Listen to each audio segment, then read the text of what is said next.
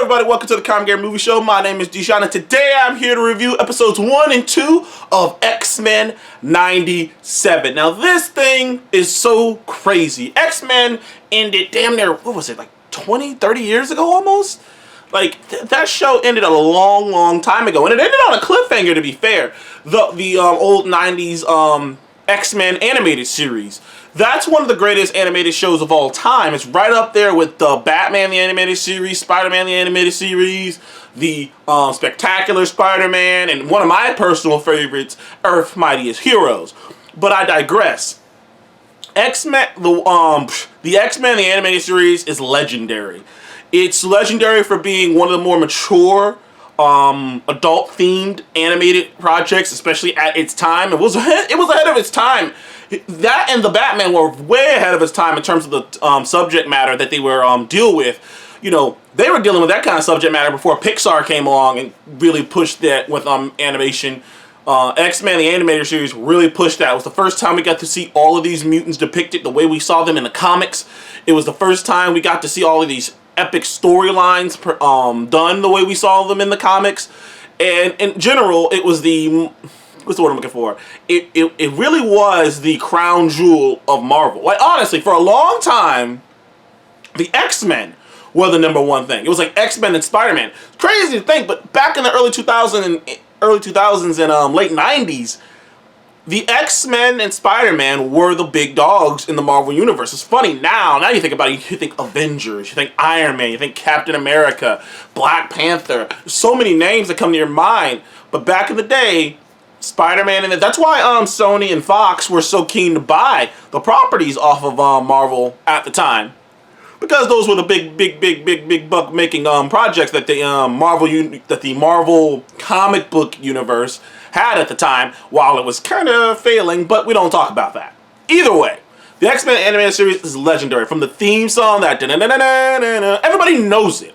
Everybody knows that theme song. Also, they got sued over that theme song. They paid the people, so it's okay. Anywho, this show picks up almost immediately in the aftermath of the last episode of the original X-Men animated series, which ended with Charles Xavier. Well, the way they play it here is like he just straight up died. Now, in the animated series, it was weird. Now, some people will tell you that the last season of X-Men the animated series was a mess because they lost their original creators on it. It's kind of like Earth's Mightiest Heroes. If you've ever seen Avengers Earth's Mightiest Heroes, seasons 1 and I believe 2, I think there's 3 seasons, I believe. I can't remember off the top of my head. But all I know is the last season was done by a different crew. It was done by different writers, and it was done by, and that one wasn't no one's fault. The original writer passed away before he can come back and write the new season. So the original writer passed, but they brought on new writers, they brought on a new crew to work on it, and it significantly dropped in quality. A lot of people say the same thing happened on the X-Men the animated series, is that, you know, when you get to the last season, the quality drops because a lot of the original people, cast and writers dropped off, so you were left with a kind of a messy last season. So some people will point out that at the end of the original X-Men the animated series, Charles Xavier was picked up by the Shi'ar, because, you know, the Shi'ar, which are some space, like, fucking bird people. Weird, it's a whole thing. I won't even get into it. But it's a whole thing. He's picked up by some alien friends of his alien girlfriend, and he was taken to outer space, and they were like, we will do what we can to heal him. And that's how it ended. But here, in 97, they're putting it like he just straight up died, which I wouldn't be surprised if they just retconned the whole last season. Or at least they retconned bits of the last season. Now, Xavier is still in the opening credits, which is a new opening credits, by the way. Now, it's the same song, but it's done a little bit differently. Obviously, the style is different. They're going for this interesting style where it's like a 3D, 2D. I've seen this done before, where when they're still, it looks 2D. It looks straight 2D. But when they have to start moving and stuff, it looks a little 3D. It's like this interesting thing they're doing where it looks like a cleaned up version of the old X-Men show. But it's clearly a little bit of 3D stuff, especially when the action's going down. You can tell it's a little bit more anime-y, 3D-ish style they're going for here. And it looks cool. I'm into it. I'm into it. I really dig the look. They kept the '90s vibe going. They really pulled off doing a refreshed, a new vamp version of the old X-Men while keeping the heart of it, which is what you have to do, honestly. I've said it before. I have no problem with writers and directors and whatnot changing something that was originally something else. Like I have no problem with Peter Parker having friends and not being a complete and utter loser and not being completely broke. Like I have no problem with that. You know what I mean? I have no problem with those kinds of things. I have no problem with Bucky Barnes at being Steve's childhood friend instead of someone who Steve recruited, you know, at a young age, and this kid he took in the battle. That, you know, I have no problem. That's a good change. I have no problem with changes like that. Like, but as long as the core of the relationship is the same, and the core of the X-Men is still the same, they still represent what they've always represented, despite what some people want to say on the internet right now, because there's a lot of people screaming woke, which God have mercy, man. Like, if there's a word that needs to be retired, can we retire words? Can we just like retire words? Because it's like, okay, you don't even know what that word means anymore. You don't even know what that word means anymore. First of all, the X-Men, despite what some people will try to tell you, sure, and the original X-Men were created not as an allegory for racism and prejudice and people being discriminated against. No, they were created originally because Stan Lee was too lazy to come up with backstories. That is the original reason the X-Men were created. Don't get it twisted. That is the original reason.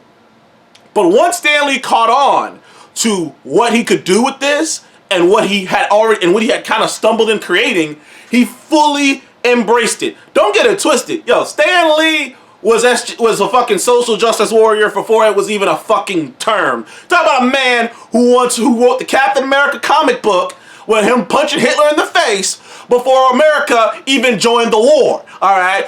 Okay, Stan is about that. Talk about a man who gave the blacks things. He was in that civil rights shit. So you can bet your ass that Stan Lee believed in this shit. Hey, you don't believe me? Look up some of those old Black Panther comics of him whooping the KKK. All right, Stan Lee was about that, and the X-Men became that.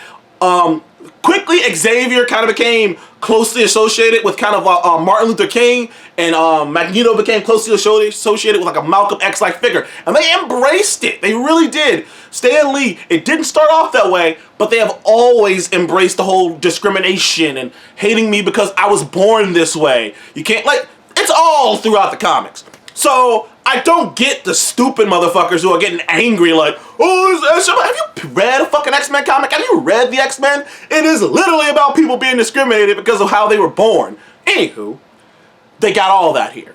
They got all that here. There's a great stuff going on here with that. You could feel it. Also, they did something that I didn't think was possible. They redeemed Cyclops. I didn't think. Like, you know what? This is very similar to something else to me. Okay, going on a tiny little tangent here. I used to think that Captain America's shield was stupid. I didn't like Captain America for a very long time. Didn't think he was that interesting of a character. Even I dug the first Avenger. Dug the fuck out of the first Avenger. But in comparison to Thor and, you know, summoning lightning and Iron Man shooting off rockets and shit, I'm like, oh, what about Captain America? And then Winter Soldier came out. And seeing how surgical he was with the shield, I was like, yo, that shield's badass. Like, seeing the things he can deflect and block, and I was like, yo, I didn't know he could do all that kind of shit with that shield. It really leveled him up in my brain. I'm like, yo, Cap's a bad motherfucker. Same thing happened here with Cyclops. In my mind, I'm like, okay, cool, Cyclops can shoot you from a distance, you know, but like, you get close up on him, is he really about that? Yes. But something else too that's, you know, you have to I have to point out also is that the cartoon rules are a bit different than they were in the 90s. In the 90s, you go back and look at X-Men, if you go back and look at Spider-Man, if you go back and look at Batman, any of those 90s shows, they couldn't really throw punches. Really. That's why there's a lot of kicks and a lot of hip tosses. They couldn't throw punches. They couldn't really superheroes couldn't really throw down. Those rules are a lot more looser these days, especially when it comes to fighting. You know, they're more or less just don't want, you know, blood and guts all over the place. So you can get the X-Men like Cyclops and them actually going at a motherfucker, because the surgery he performs with that goddamn photon blast is nuts, dude. I mean, he straight out does some John Wick shit. He shoots a guy in the leg, punch him in the face, shoot a guy, and he's like moving around the fucking battlefield using it to shift himself. I'm like, yo, okay. I see the versatility of this thing. I was like, that's what I'm talking about. Also, Storm, badass, as per usual. No, she's even more badass in this, because this is the first time they acknowledge she's an Omega level mutant. Yeah, Storm is scary. Like she can control all the weather, and not like an insignificant thing. In the comics, one time, Storm covered the Earth in a cloud and caused another ice age. That's how powerful Storm can be when she's trying hard enough, just to let you know. So seeing Storm show up in that desert with the lightning and the desert glassing, that shit was badass. Typical stuff, typical X-Men stuff. Them trying to, now granted, the most of the story is how do they move on without Charles Xavier? How does Cyclops come to terms with being a leader? Also, Jean Grey's pregnant, so now he's got this whole thing, I'm gonna be a father, but I have to be the leader of the X-Men. This is what I've been groomed to do. But at the same time, this isn't the most safe place to raise a child. It's all kinds of stuff up in here. Although, I will say, you're a fucking X-Men, a former X-Men. It doesn't really matter where you go. You're a mutant in this kind of a world, so this is probably the safest place you can be. But anyways, so there's a conflict there. Wolverine has conflict because he's still in love with Jean. Rogue has conflict because she's still upset she can't be touched. Jubilee still feels lonely. You know, there's everyone has something going on. But the end of the first episode ends with the bombshell that was in the trailer that Magneto is taken over. And Magneto takes over in a spectacular fashion. So clearly, this is from the comics, by the way. This happens in the comics. Magneto does run the X-Men when Charles passes away. And I can see what Charles is trying to do. At least I get the vibe of what they're trying to do, is the idea of, you know, if you tried my way, just try my way, and you'll see it. You'll see it.